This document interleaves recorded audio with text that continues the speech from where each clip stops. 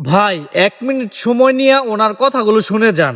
আমার শ্বশুর প্রতিদিন রাতের বেলা একটি করে যুবতী মেয়েকে নিয়ে ছাদের ভিতরে চুল কেটে দিত। আশ্চর্য ব্যাপার হলো, যেই দিন ছাদে নিয়ে যুবতী মেয়েদের চুল কেটে দিত, সেই পরের দিনই সেই মেয়েটার খুব ভালো জায়গায় বিয়ে হয়ে যেত।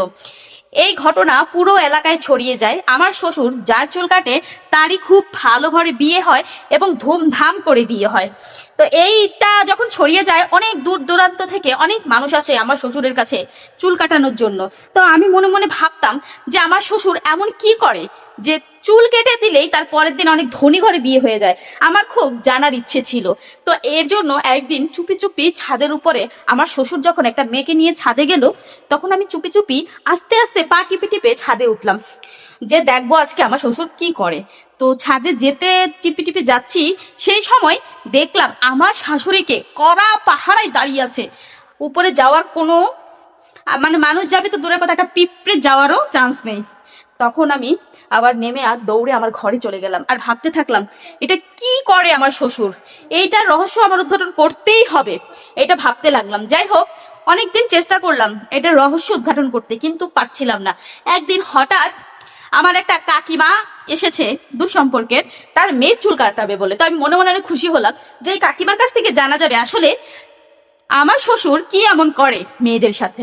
তারপর আমার কাকিমা যখন ছাদে দিল মেয়েটাকে চুল কাটতে, মেয়েটা সুন্দর করে চুল কেটে মেটে পাঠিয়ে দিল, কিন্তু ওই মেয়েটা একদম চুপচাপ হয়ে গেছে চুল কেটে এসে। তখন আমি জিজ্ঞাসা করলাম কি ব্যাপার, আমার শ্বশুর কি এমন করে, একটু আমাকে বলেন না প্লিজ।